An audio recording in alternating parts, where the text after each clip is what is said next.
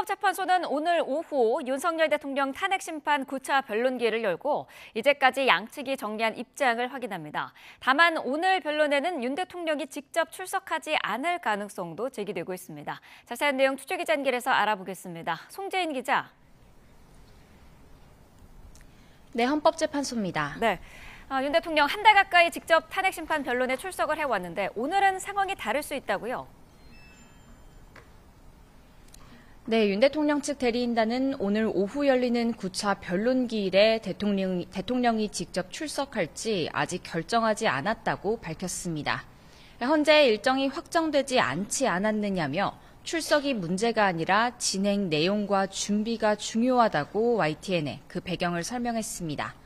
앞서 윤 대통령 측이 내란 혐의 형사재판 준비기일과 구속 취소 신문이 있는 날이라며 연기를 요청했던 오는 20일 10차 변론기일에 대해 헌재가 결론을 내리지 않은 상황을 가리킨 걸로 보입니다. 이틀 뒤에 모든 일정이 예정대로 진행된다면 그에 대한 준비가 필요한 만큼 20일 일정이 어떻게 정해지느냐에 따라 오늘 출석 여부도 달라질 수밖에 없다는 취지로 해석됩니다. 만약 윤 대통령이 오늘 변론에 나오지 않는다면 지난달 19일 구속 이후 처음 불출석하는 기일이 됩니다. 네, 윤 대통령이 나오지 않는다고 해도 오후 변론 절차는 그대로 진행되는 거죠? 네, 현재 피청구인은 출석 의무가 따로 없는 만큼 예정된 절차 진행은 가능합니다. 오늘 변론은 별도의 증인 신문 없이 양측의 공방이 주를 이룰 것으로 보이는데요.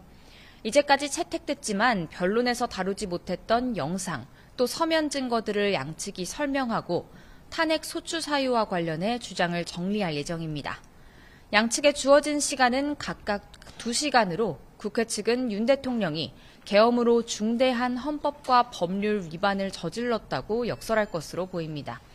반면 윤 대통령 측은 계엄 선포의 정당성과 경고 차원의 의도를 강조하면서 파면에 이를 만큼 중대한 사유일 수 없다고 주장할 전망입니다.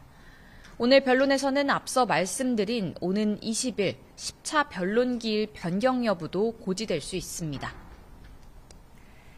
헌법재판소 주변은 오늘도 경비가 강화됐다고요?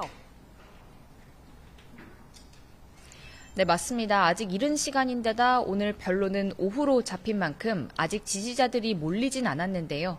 하지만 주변 도로에는 경찰 버스가 차벽을 이룬 상태고 이른 아침부터 경력이 투입된 상태입니다. 오늘 이곳 헌법재판소 근처에 동원된 경력의 규모만 46개 부대 3천여 명에 이릅니다. 오후 변론이 가까워질수록 주변 경비는 더욱 강화될 것으로 보입니다. 지금까지 헌법재판소에서 YTN 송재인입니다.